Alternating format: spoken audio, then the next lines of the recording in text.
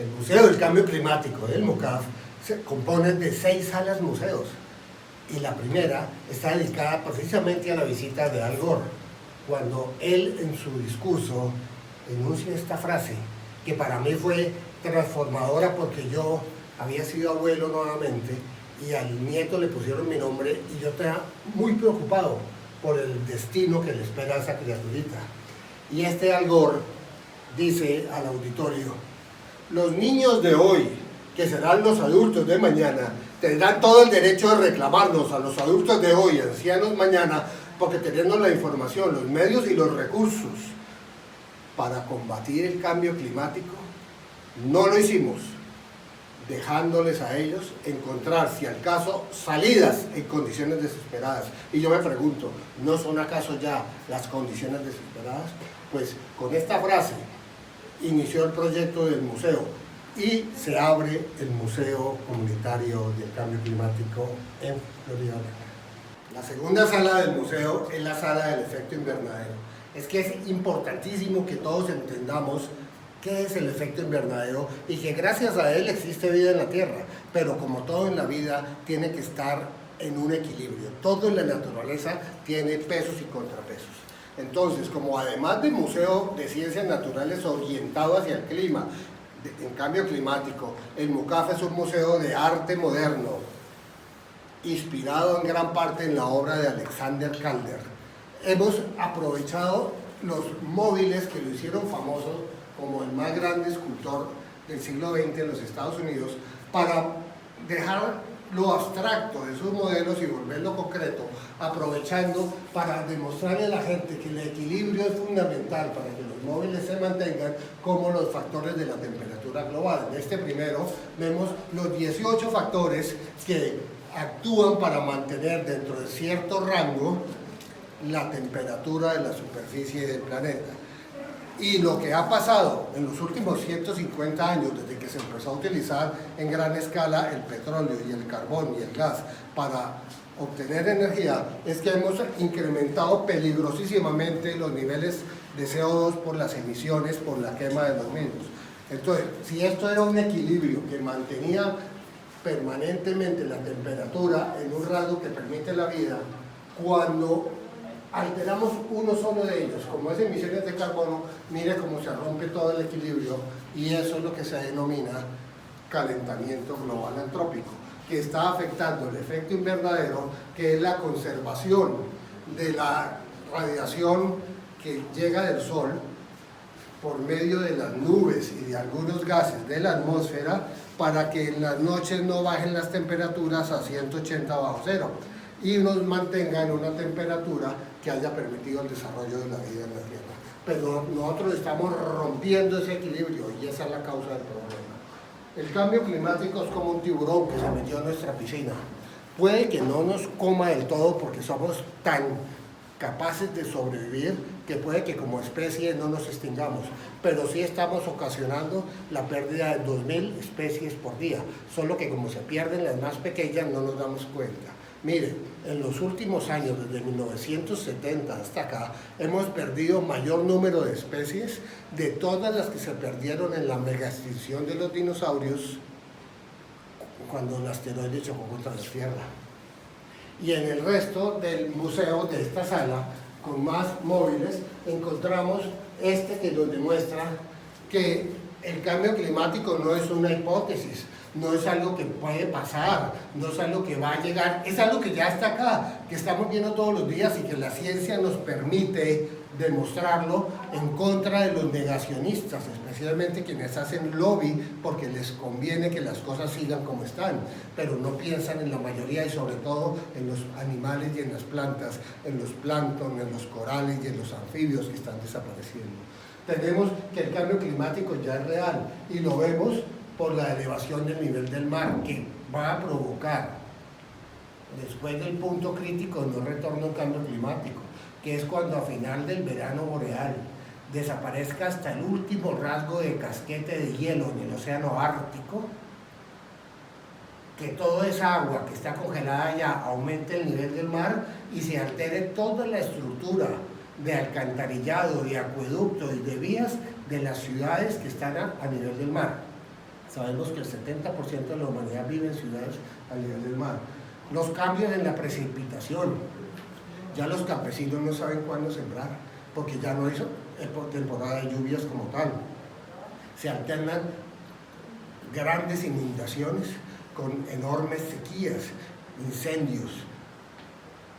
Tenemos aumento de la temperatura en los océanos y en la tierra, derretimiento de los glaciales, la acidificación de los océanos, debido a la cantidad de CO2 que se emite.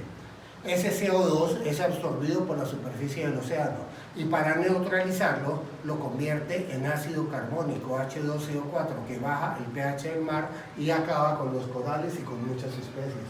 Tenemos cambios en la salinización de los mares. Tenemos algo gravísimo, el descongelamiento del permafrost, que es el terreno fangoso congelado desde la última glaciación, que jamás permitió que la materia orgánica ahí depositada se descompusiera, de forma tal que tenemos trillones de toneladas de gas metano potencial debajo de esos hielos que ya se están descongelando, provocando una salida inmensa de un gas que, como el metano, es 23 veces más potente como gas de efecto invernadero que el CO2, llevando el calentamiento global a niveles incontrolables. Cambios, fenómenos climáticos extremos. Nunca habíamos tenido huracanes en serie. Filipinas hace 2 años tuvo 6 grandes ciclones, tifones como le dicen allá a los huracanes, en una sola temporada. Es como si en San Andrés y Providencia, después del terrible huracán que nos desgastó, hubiéramos tenido otro y otro y otro. No hay infraestructura capaz de soportar una cosa de eso. Esto es lo que nos espera y esto ya es una realidad y esto ya lo estamos viviendo. La tercera sala del Museo de Cambio Climático del MUCAF se denomina la sala de los terribles efectos, porque a eso es lo que no tenemos que llegar, a eso es lo que nosotros tememos como divulgadores científicos de cambio climático. Pero si no cambiamos los factores que vimos en la sala del efecto invernadero y que están alterando por completo el clima de la Tierra, es muy probablemente que sí lleguemos a una situación tan desesperada que se ponga en peligro a la civilización de Occidente, tal y como la conocemos, pero también a la biodiversidad. En este móvil, también inspirado en Alexander Calder, pero que tiene mucho que ver con la película Avatar, que nos encanta, hemos puesto algunos de los efectos catastróficos que se esperan y que hay evidencia científica que así será, de no modificar la cantidad de emisiones de gases de efecto invernadero. Y recordemos que el permafrost no es modificable por la mano del hombre, ¿sí? Y vamos a ver que todas estas cosas, como aumento de la contaminación, la desaparición de los arrecifes, la desaparición de los glaciales, los páramos, ecosistemas terriblemente vulnerables que antes de 15 años no van a existir, de los cuales más de la mitad está en Colombia. Los ataques terroristas van a aumentarse, las guerras, las sequías, la desaparición del arrecife, profunda crisis económica, pérdida de la seguridad alimenticia, crisis del agua, incendios forestales, migraciones masivas, derrumbes y avalanchas, destrucción de la infraestructura, elevación del nivel del mar, inflación desbordada, fanatismo, millones de refugiados climáticos que la ONU calcula en 450 millones para el 2050, que van a llevar a la destrucción de los estados nacionales, porque no va a haber estado capaz de contener millones y millones de migrantes huyendo de las ciudades costeras o de las zonas de sequía o de incendios hacia las zonas más altas buscando refugio. Todos los conceptos de liberalismo, de propiedad privada, de seguridad social, de asistencia, de derechos van a desaparecer. Esto es grave. Aquí tenemos una simulación por computador que bajamos de la revista National Geographic, que nos muestra cómo pudiera llegar a ser el mapamundi del planeta Tierra cuando ya no quede nada de hielo en los casquetes polares del Ártico y del Antártico, haciendo un énfasis en que hay una gran diferencia entre el Ártico que es un océano congelado, y la Antártida, que es un continente congelado con grandes elevaciones que tiene mucho menos posibilidades de descongelarse a corto plazo, pero este sí está grave. Pero miren ustedes cómo se alteraría el mapa, por ejemplo, de Norteamérica, donde subieran entre 3 y 10 metros el nivel del mar. Toda la costa este desaparecería, donde están las mayores ciudades, los centros financieros, pero también el oeste. Miren Silicon Valley, pero mire Canadá cómo le iría de mal. Mire Colombia, tendríamos que el mar, el río Magdalena quedaría más bajo que el mar, entonces entraría agua salada y tendríamos Monpós con playas, con mar, y creo que hasta Barranca Bermeja. Pero también mire lo que pasa con la selva amazónica, con el Mato Grosso, con la cuenca del Orinoco, con la del Paraná. Pero miren a Europa cómo le va de mal. Los Países Bajos, gran parte de Alemania desaparece. España por algunas zonas montañosas, o los Alpes franceses, o los Pirineos, pues algo sobrevive, pero no mucho. Mire África, el Sahara se vuelve un desierto, y qué tristeza, las grandes llanuras del Kilimanjaro, todos los parques naturales y reservas cubiertos de agua. Pero mire a China no le pasa casi nada. Por su ubicación geográfica, estratégica, y por la vecindad con los Himalayas, está casi preservada. Por eso los grandes teóricos en cambio climático, como la doctora Naomi Oreskes, la directora del Departamento de Divulgación Científica y de Historia de la Ciencia de la Universidad de Harvard, y una de las autoridades en cambio climático más calificadas del mundo, dice que probablemente será la única superpotencia de hoy que seguirá siendo superpotencia dentro de 100 años. Mucho cuidado con eso. Podemos pasar entonces a otra sala diferente, pero igual de interesante, que nos va a hablar acerca de las extinciones previas, porque quien no aprende de la historia corre el riesgo de repetirla. Esta otra sala del Museo del Cambio Climático del MUCAF está íntegramente destinada a algo que Hollywood se ha encargado de recrear y que a los niños les parece bonito y lo coleccionan, que son los dinosaurios, pero esta vez vamos a hablar de la extinción que se ha venido presentando en el planeta Tierra de forma consecutiva, y que podemos hablar de que ya hubo 6 extinciones masivas. Algunos hablan de más, otros de una menos, pero sí podemos corroborar que hace unos 225 millones de años, en pleno periodo pérmico, cuando ya había vegetación, ya la atmósfera era rica en oxígeno, ya había algunos saurios terrestres, y el dominio de la tierra lo tenían precisamente los reptiles. Se presenta un fenómeno muy interesante que tiene que hacernos entender a los sapiens sapiens del siglo XXI que nos puede pasar lo mismo, y es la emisión de CO2 por la quema de maderas. El petróleo, a fin de cuentas, y el carbón no son más que bosques que quedaron prensados entre las capas de la tierra cuando se estaban moviendo las placas y se chocaban, o el plancton y todos los pastos marinos y eso que quedaron igualmente en los océanos primitivos. Lo uno se llama carbón, lo otro se llama petróleo. Pues bien, hace 225 millones de años los árboles tenían un tamaño como 2 a 3 veces más grandes que ahora. Había mucho más oxígeno que ahora. La vida se desarrollaba de una forma masiva. Ustedes ya han visto los insectos gigantes y cosas por el estilo. Pero no se habían desarrollado las termitas. No había termitas.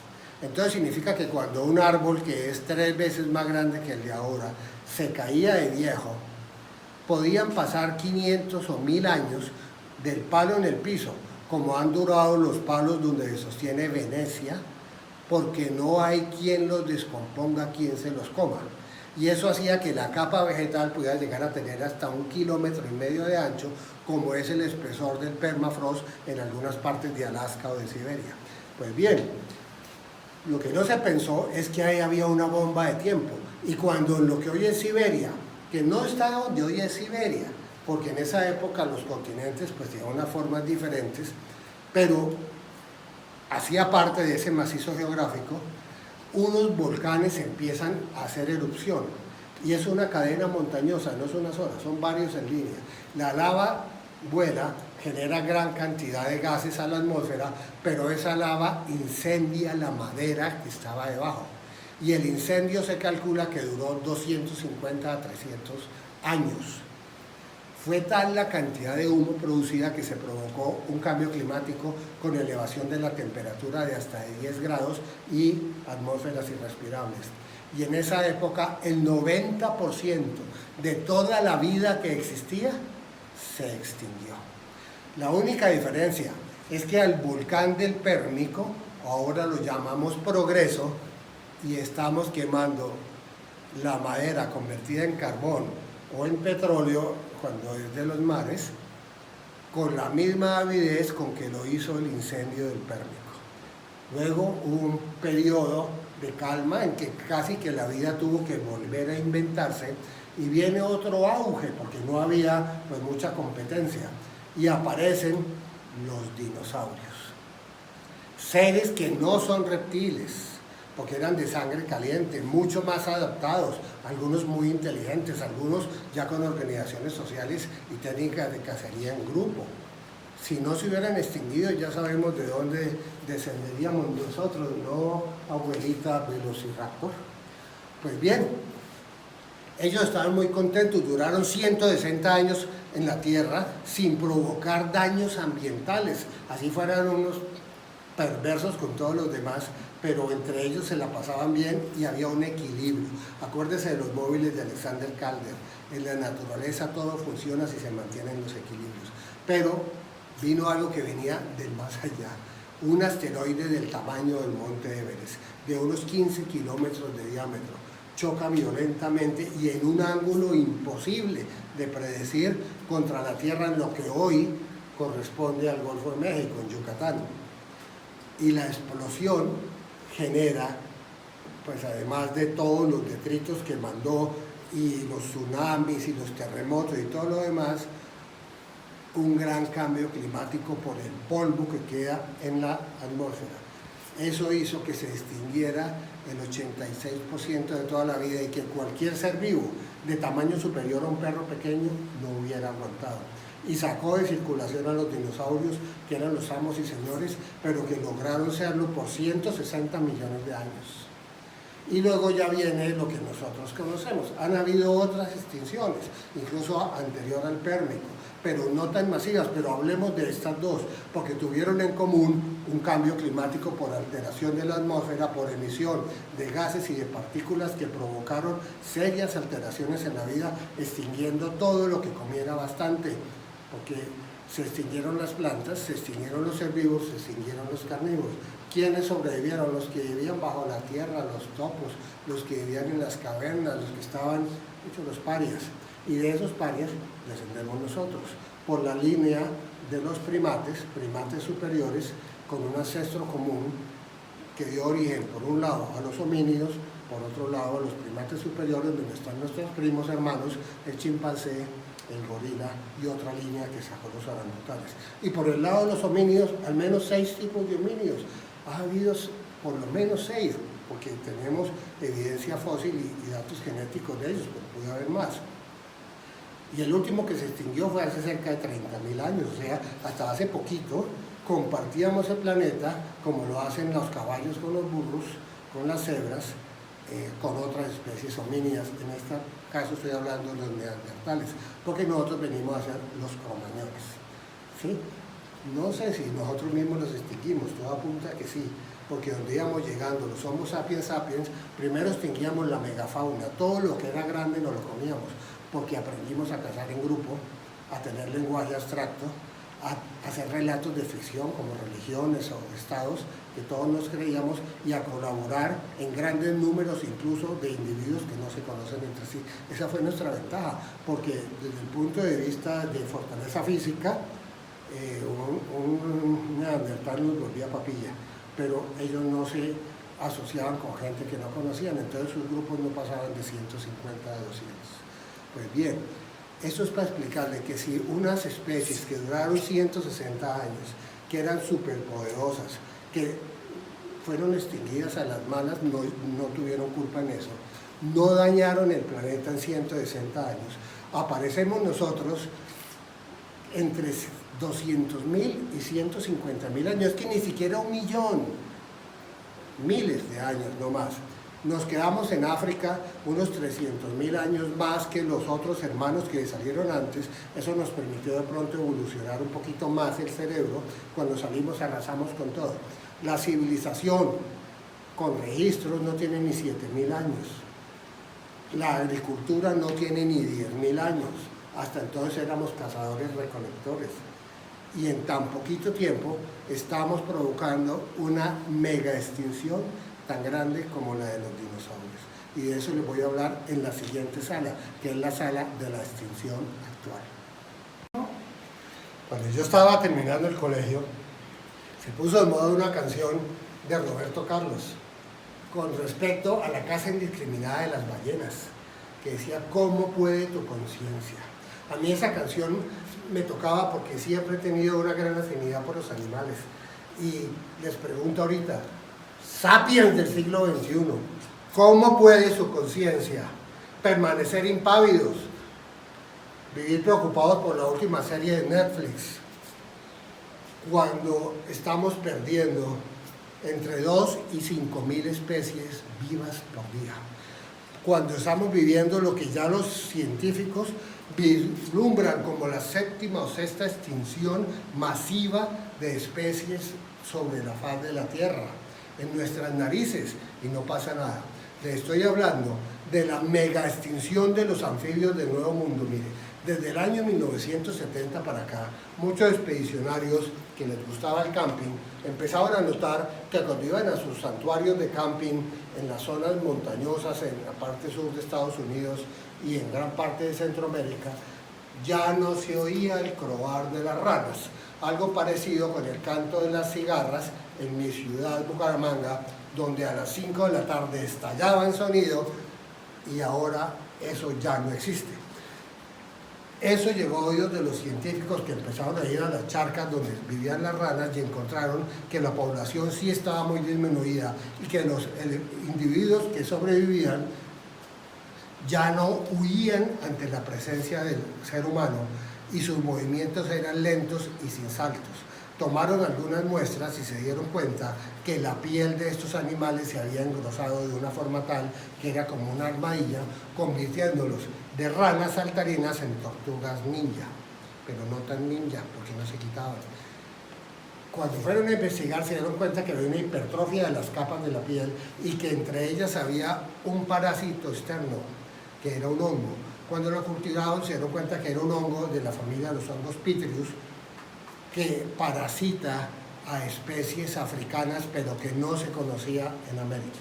Y la investigación nos ha dado a conocer que por la arrogancia y la prepotencia del humano, que se las cree saber todas, por allá en los años 30 o 40, el doctor Papa Nicolau describe su técnica de detección temprana del embarazo femenino humano al inyectar orina de una mujer bajo la piel de una rana. Y si a las 2 o 3 horas la rana ovula, es porque la mujer está embarazada y hay altos niveles de progesteronas. Pues bien, esto fue un boom, era una prueba muy fácil de hacer, en cualquier pueblito se podía hacer, pero se dieron cuenta que las ranas de América se aguantaban 3 pinchacitos y se morían. Entonces decidieron traer ranas africanas. Algo parecido a lo que pasó cuando quisieron traer personas de África porque supuestamente eran más fuertes. Y efectivamente trajeron ranas de variedades africanas que se volvieron muy famosas. Trajeron solo hembras para evitar precisamente que van a multiplicar, además porque los machos no ovulan. Entonces dijeron, no va a haber un problema de competencia con las especies nativas porque solo son hembras y entre esas especies no se cruzan. Lo que no pensaron es que esas hembras traían un parásito en su piel, que a ellas ya no les hacía nada porque ya evolutivamente el organismo había estado en contacto con el mismo y ya había una simbiosis. Pues bien, ese parásito, cuando las ranitas seguramente terminaban su vida útil, entraban en la menopausia, ya la bacterióloga se había encariñado con el animalito, no lo metió al horno crematorio, sino que lo soltaron en las charcas. Y ellas empezaban a nadar, cumplían su ciclo y se morían, pero liberaron el hongo. Y el hongo empezó a proliferar especialmente donde hay temperaturas cálidas. Y ese es el que está matando a todos los anfibios en el Nuevo Mundo, al grado tal que en Panamá o en Costa Rica, que es un santuario natural, hay una pérdida superior al 70 y 80% de todas las variedades de ranas. Esto no puede seguir pasando. Pero el complique es que con el calentamiento global, el aumento de las temperaturas, el hongo cada vez está yendo a mayores alturas. Y tenemos seria preocupación de que dentro de poco llegue a Colombia y acabe con nuestra diversidad, puesto que somos el país más biodiverso después de Brasil en ranas. No es justo. En la piel de las ranas, que además debemos tener es una gran consideración porque fueron los primeros seres vivos en salirse del agua, permitiendo que nosotros respiráramos aire, puede estar el tratamiento para muchísimas enfermedades porque sus pieles son verdaderas fábricas de sustancias químicas. Y entonces, ya con estas reflexiones, que yo sé que hacen que este museo sea un museo duro y que en algunas personas genere malestar, pero es la realidad, vamos a pasar a la última de las salas, que es la sala de la esperanza remota, en donde les voy a explicar cómo puede ser algo posible, no sin antes mostrarle nuestro móvil de la extinción, en la que dice que hemos acelerado la tasa de extinción entre 5 y 10.000 veces superior a la era preindustrial, perdemos 2.000 especies vivas todos los días y no podemos seguir desperdiciando la biodiversidad de esa manera. Bueno, esta es la sexta y última de las salas del primero de los museos del MOCAF, que es el Museo del Cambio Climático. En realidad, este es el primer museo de cambio climático en Sudamérica. Pero como ya les he contado en las anteriores salas, que la situación es bien complicada y que el hombre está detrás de todas estas cosas y que si seguimos descongelando el permafrost y si aumentan los incendios forestales y seguimos la tala de bosques y la deforestación, es muy probable que así apaguemos hasta el último carro y la última chimenea, ya no podamos hacer nada porque el permafrost libera metano, que es 23 veces más potente como gas de efecto invernadero, pues estaríamos condenados. El complique es que yo tengo nietos y no me voy a dar por vencido y espero que ustedes tampoco. Y este video está especialmente dirigido a las mujeres, porque los hombres hemos sido los causantes del cambio climático. En realidad la mujer no ha tenido mucho que ver ahí, hemos sido los hombres. Entonces la solución está en las mujeres, porque lo que está en juego es la supervivencia de los hijos. Pero bueno, sí hay una esperanza remota, pero es que es mejor tener una esperanza remota a no tener ni la más remota, y la esperanza remota pasa por lo que se denomina la reducción de las huellas del paso del ser humano sobre la superficie de la Tierra. Entonces tenemos la huella hídrica, hay que reducirla. La huella hídrica es la cantidad de agua que el ser humano utiliza para satisfacer sus necesidades. Y cuando ustedes la valoren, se van a dar cuenta que es una cifra absurda. Nosotros no nos damos cuenta de la cantidad de agua porque pensamos que es solamente la que bebemos o con la que nos bañamos o vaciamos el baño. No. Si comemos carne, nuestra huella hídrica es inmensa porque para levantar una sola vaca se necesitan metros y metros cúbicos de agua para el cultivo de los alimentos, para lavar los carros, para lavar la ropa, para infinidad de cosas. Y el agua no va a alcanzar, el agua potable. O sea, cada vez vamos a tener más agua porque está descongelando el Polo Norte. Esa agua va a haber en sobra, pero no potable. Esa agua se vuelve salada. O la otra ya la tenemos contaminada. Tenemos la huella de carbono. La huella de carbono es la cantidad de partículas de equivalente de CO2. O sea, hay muchos gases de efecto invernadero, pero el más importante, no porque sea el más potente, sino porque el que más hay es el CO2. Entonces, para poder hablar de esto, hemos inventado el término equivalencia de CO2. Entonces, por ejemplo, vemos que el metano tiene equivalencia a 23 y los fluorocarbonos otro tanto. Pero vamos a hablar como si todos fueran CO2. Simplemente cuando hable de eso, saben que metano es 23 veces más potente. Bueno, la huella de carbono es la cantidad de carbono en todas las modalidades que emitimos con nuestro diario vivir. Miren, es que desde que nos despertamos ya estamos enviando CO2 para la generación de energía en muchas partes donde no hay energías limpias, no tienen hidroeléctricas, todo se hace con plantas térmicas a base de CO2, de carbono. Por ejemplo, China, que es mucho más contaminante en términos de suciedad a la atmósfera que el mismo petróleo. La huella de carbono tiene que reducirse drásticamente, porque si no, esto nos va a llevar al desastre ambiental, a la crisis que ya estamos viviendo. Tenemos la huella ecológica. La huella ecológica es un indicador de las Naciones Unidas que dice qué porcentaje de tierra seca del planeta. Recuerden que el 70% es agua. Necesita un ser humano que nazca en este momento para poder vivir los 74 años, que es la esperanza actual de vida. Por supuesto que varía mucho entre países desarrollados y no desarrollados, pero digamos que 74 años, y está calculado en promedio en 1.2 hectáreas, aunque fluctúa tanto que en Haití es 0.6 y en Estados Unidos 12.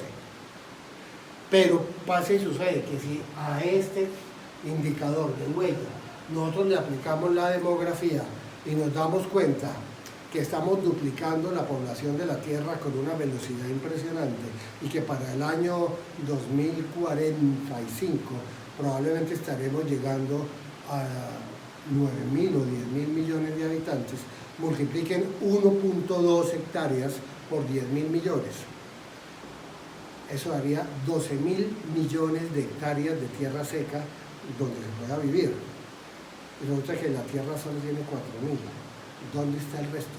¿Dónde está el planeta B y el planeta C para que todos quepamos? Como no tenemos otros planetas y todavía la ida a Marte está como complicada, necesitamos empezar a reducir la demografía para bajar la huella ecológica, de esa forma reducir la huella hídrica y la huella de carbono.